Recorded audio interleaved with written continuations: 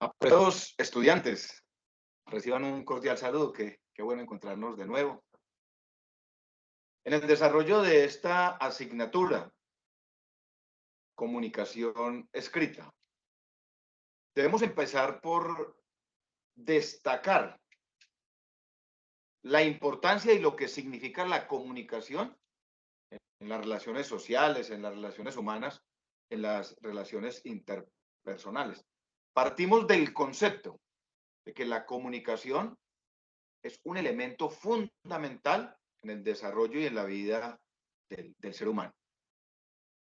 En esta asignatura, entonces, nos corresponde analizar todo lo correspondiente a la comunicación escrita. Vamos a abordar generales de los tipos de comunicación que existen a partir de la elaboración de documentos, pero nos vamos a concentrar puntualmente en la elaboración de documentos argumentativos. Vamos a trabajar todo el concepto de lo que son los documentos académicos, la producción de documentos académicos. La producción de documentos académicos conlleva el cumplimiento de unos pasos que su cumplimiento debe ser estricto y debe ser riguroso. Yo sé que a ustedes les ha sucedido, a mí también me ha sucedido y nos ha sucedido a todos como estudiantes. Nos dejan un ejercicio académico, elaborar un ensayo, elaborar un resumen, elaborar un escrito, elaborar un artículo, y entonces casi que dejamos todo para último momento, cuando ya no tenemos tiempo de hacer un análisis riguroso de la temática, cuando el tiempo es escaso para cumplir con las exigencias y con los requisitos que se tienen que cumplir para lograr un buen ejercicio, para lograr un buen documento. Esos pasos pues nos permiten obtener un producto óptimo, nos permiten obtener un documento bien redactado, nos permiten obtener un documento bien redactado, bien organizado, nos permiten obtener un documento con los elementos argumentativos requeridos. Partimos entonces de que la base de la escritura y la base de la argumentación es necesariamente la lectura. Por eso nosotros, como académicos, debemos desarrollar el hábito de la lectura, debemos desarrollar esa competencia. Difícilmente podremos adquirir capacidades para escribir y para argumentar si no desarrollamos primero esa habilidad y el amor, diría yo, la pasión y la vocación por la lectura. ¿Cuáles son entonces esos pasos que debemos seguir a la hora de elaborar un texto o un documento académico, un documento argumentado? Son fundamentalmente tres pasos. Son tres pasos que debemos cumplir de manera obligatoria a la hora de hacer un ejercicio académico. Miren, apreciados compañeros, por sencillo que sea el documento, por sencillo que sea el ejercicio académico que vamos a realizar, que el profesor Henry nos deja como tarea para dentro de 8 días elaborar un ensayo de 2 páginas, de 3 páginas, que el profesor Héctor nos deja como tarea para dentro de 15 días hacer un resumen. Cualquier ejercicio académico que conlleve la elaboración de un documento argumentado, necesariamente debemos cumplir con estos tres pasos.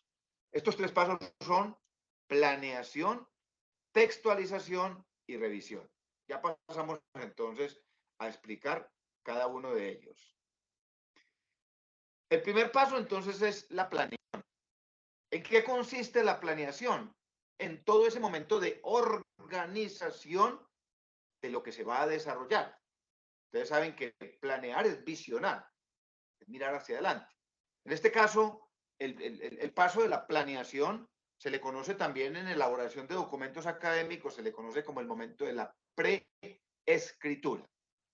Y este primer paso, el de la planeación, tiene 4 componentes fundamentales. El primero de ellos es totalmente claro, la elección y la selección del tema. ¿Cuál es el tema sobre el cual voy a elaborar mi artículo? ¿Cuál es el tema sobre el cual voy a elaborar mi ensayo? ¿Cuál es el tema del cual debo obtener el resumen para presentar como ejercicio académico? Entonces, lo primero, la elección o la selección del tema. El segundo componente de este primer paso de la planeación es la orientación de esa temática. Y lo voy a tratar de explicar con un ejemplo. El tema sobre el cual voy a realizar mi artículo es la pobreza en Colombia. La pobreza, ese va a ser el tema. Ahora, en el segundo momento de la planeación, ¿cuál va a ser la orientación que le voy a dar a ese tema? Alguno de ustedes podrá decir, pues yo quiero orientar ese tema, la pobreza en Colombia, lo quiero orientar sobre las políticas públicas del Estado colombiano para combatir la pobreza. Otro podría decir, el tema pobreza en Colombia me interesa, pero yo lo quiero orientar más hacia los datos estadísticos. ¿Cómo ha sido el comportamiento de la pobreza en Colombia? Otro podría decir, yo quiero orientar el tema de la pobreza en Colombia sobre los componentes, sobre los elementos que determinan la pobreza. Otro podría decir, yo quiero analizar causas y consecuencias de la pobreza en Colombia. Entonces, miren que una cosa es elegir el tema y otra cosa es darle la orientación. Esa orientación es la que me permite delimitar y es la que me va a permitir en su momento, pues, los elementos argumentativos en los que voy a fundamentar mi redacción. Viene un tercer momento dentro de la planeación, compañeros, que es muy importante, y es la selección y la evaluación de fuentes. Yo le llamo el análisis de antecedentes, la construcción del marco teórico, es decir, en qué elementos me voy a fundamentar para redactar ese documento, para redactar ese artículo. Hay que romper un poquito el paradigma de que un ensayo o un artículo es un documento que yo escribo con lo que pienso. Claro, eso tiene algo de cierto y tiene cierta lógica. Pero cuando yo digo con lo que yo pienso es cómo lo voy a argumentar.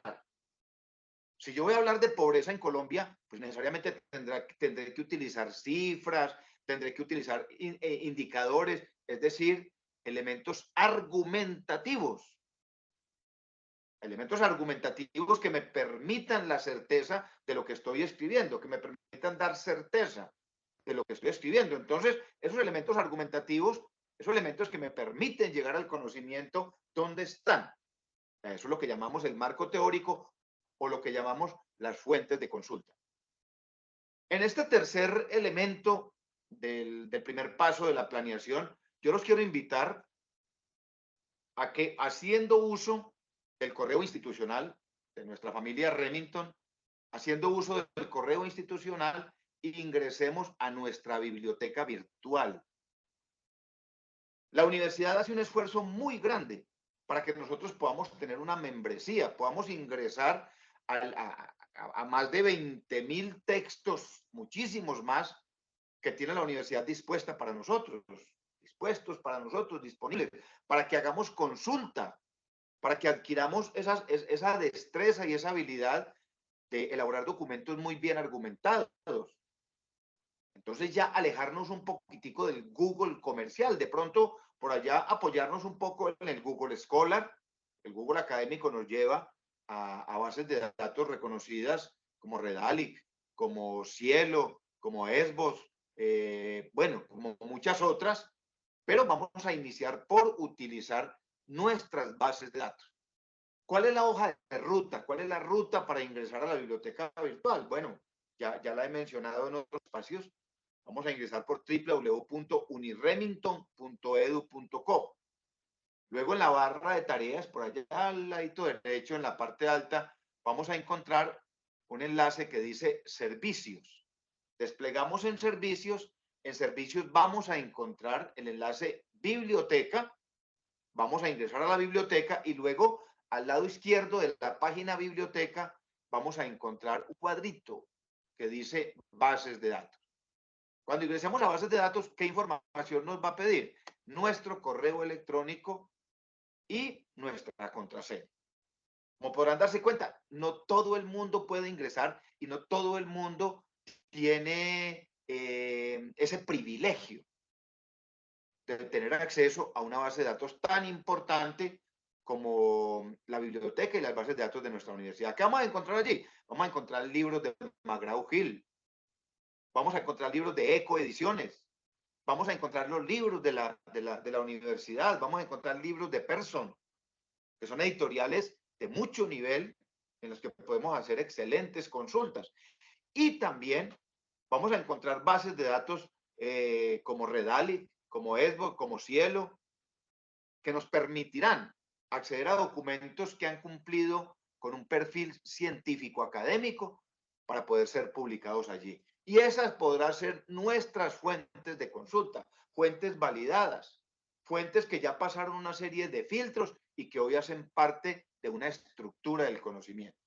Entonces, este momento es muy importante. Yo les diría, mis apreciados compañeros, les diría que podríamos dedicar más tiempo a la selección y evaluación de las fuentes que al paso número 2, que es la redacción, que ya vamos a pasar a él. Ya vamos a ir a analizar el segundo paso. Yo lo digo por mi experiencia personal. Yo dedico mucho más tiempo a la selección y evaluación de las fuentes que a la misma redacción. Cuando yo tengo muy buenas fuentes, la redacción va a empezar a fluir. Lógicamente que no se trata simplemente de seleccionar y analizar la fuente, no, hay que leerla. Hay que mirar qué elementos de ese documento de origen, me van a servir para redactar mi documento, para redactar mi artículo, para redactar mi ensayo. ¿Cuál es la frase que voy a traer? ¿Qué elemento voy a traer como cita bibliográfica lógicamente bien referenciada? ¿Qué elementos de esas fuentes sobre ellos podría hacer paráfrasis? Y lógicamente ampliar el conocimiento para la redacción de mi documento.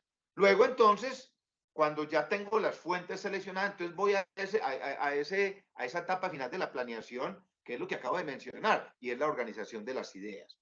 Yo primero debo organizar mis ideas antes de empezar a redactar, para poderle dar al documento coherencia, para poderle dar al documento un hilo conductor en el desarrollo de la idea y de las ideas temáticas que van a ser parte de mi artículo. Recuerden que cada párrafo que llega al documento tiene que llegar aportando. Entonces debo tener muy claro todos los elementos argumentativos y muy bien organizadas mis ideas antes de empezar a redactar. Entonces, este primer paso es muy importante. Y repito, yo sé que de pronto a ustedes les habrá sucedido por cuestiones de tiempo, por cuestiones de trabajo, y lo digo con conocimiento de causa, porque yo fui y sigo siendo estudiante. Entonces muchas veces tenemos una tarea por cumplir, una actividad académica por cumplir y nos cogió la tarde. El tiempo no nos dio y normalmente, yo sé que así sucede, normalmente llegamos, prendemos nuestro computador, abrimos el documento Word y vamos a querer empezar a redactar sobre algo que no tenemos suficiente conocimiento. Entonces, este primer momento es fundamental para lograr un buen documento académico, para lograr buenos elementos de comunicación escrita. Vamos entonces al paso número 2. El paso número 2 de la elaboración de documentos escritos se llama textualización. ¿Qué significa este concepto textualización? Significa el momento de la redacción. Lógicamente que la redacción es producto de la planeación. La redacción necesariamente tiene que ser el producto de lo planeado. Yo no puedo decir que construí un marco de antecedentes para hacer una redacción de un documento y el orden de las ideas va a ser diferente. O la redacción va a ser diferente a lo que planifiqué. Entonces, la base de una buena textualización es una buena planificación. En términos prácticos, ¿cómo se hace? Es algo así como prueba, ensayo, error. Yo empiezo a construir el documento, lo empiezo a construir tipo borrador, voy revisando, voy actualizando información, teniendo en cuenta elementos muy importantes como la buena utilización de los signos de puntuación, elementos paralingüísticos de la escritura que marcan definitivamente, marcan la coherencia del documento, marcan la calidad del documento. Teniendo en cuenta los elementos de ortografía, recuerden que la herramienta Word, ahora en este Office 365, nos ayuda a corregir temas de ortografía hasta un 75, un 77%. Si usted o yo en el documento escribimos la palabra tubo, pues la herramienta Word la acepta como la escribamos, con B o con V. Y podríamos estar cometiendo un error de ortografía en el contexto. Entonces, tener muy en cuenta todos estos elementos. Tener muy en cuenta a la hora de redactar los párrafos, que cada párrafo, como lo decía ahora, tiene que llegar aportando al texto, y cada párrafo tendrá que girar en torno a una idea central, a una idea principal dentro del párrafo.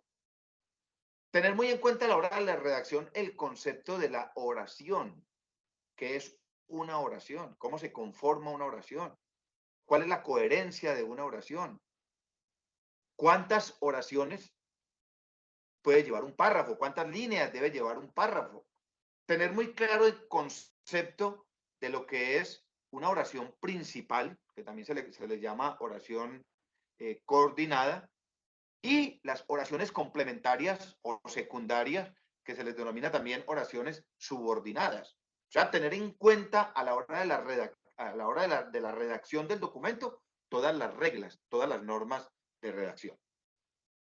En este momento, entonces, de textualización, como ya lo decía, se da el desarrollo de las ideas, la construcción y consolidación, la coherencia de los párrafos.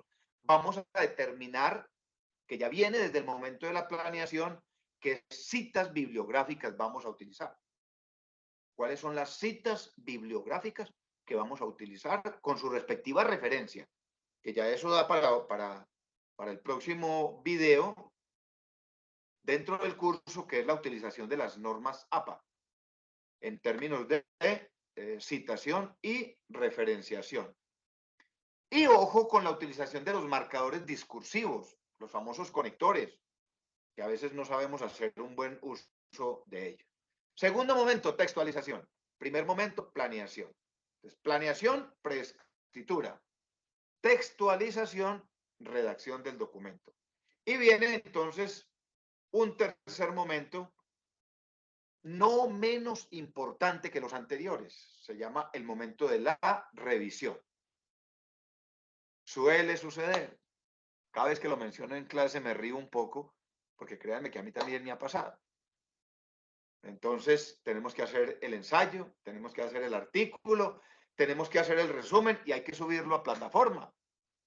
Y resulta que la plataforma cierra a las 12 de la noche y son las 11:35 de la noche y terminé mi documento, y entonces, gracias a Dios, terminé mi documento, voy a plataforma y subo mi documento.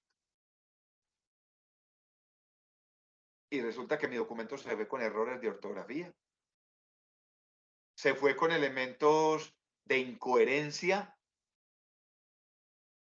con elementos poco comprensibles, con una lectura no muy clara, situaciones que pude haber resuelto antes de hacer la entrega del documento.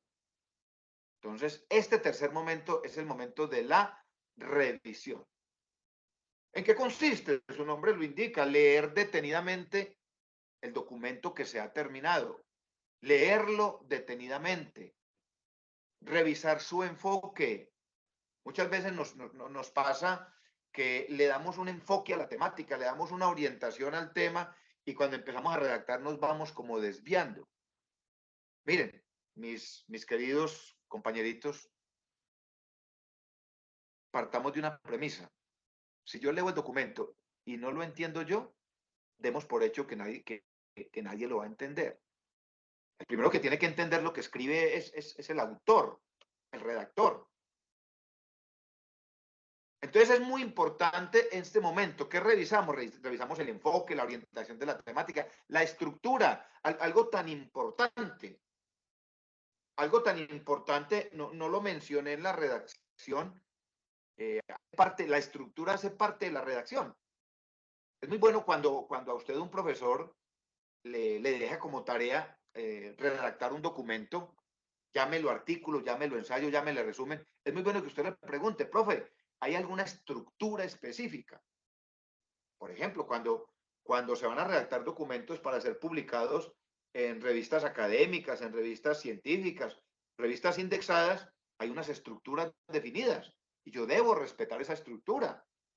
Si a mí el profesor me dice, mire, Jorge Iván, la estructura va a ser título del ensayo, título de primer nivel. Póngamele un título de segundo nivel que diga introducción. Otro título de segundo nivel que diga desarrollo y contenido. Otro título de segundo nivel que diga conclusiones. Y un título final que diga listado de referencias, título de segundo nivel. A eso se le llama estructura, el armado del documento. Ahora, un profesor que le diga, no, Jorge Iván, simplemente dele un título principal, vamos a ponerle una portada, algunos piden portada, otros no. Vamos a ponerle una portada, vamos a darle un título principal al ensayo y vamos a empezar redactándolo a un solo cuerpo, sin utilizar títulos que hablen de introducción de cada uno de los componentes del documento. Es decir, que se detecte en el ensayo que los componentes del ensayo, esa introducción o tesis, el desarrollo y las conclusiones, están implícitas, que el lector las identifique.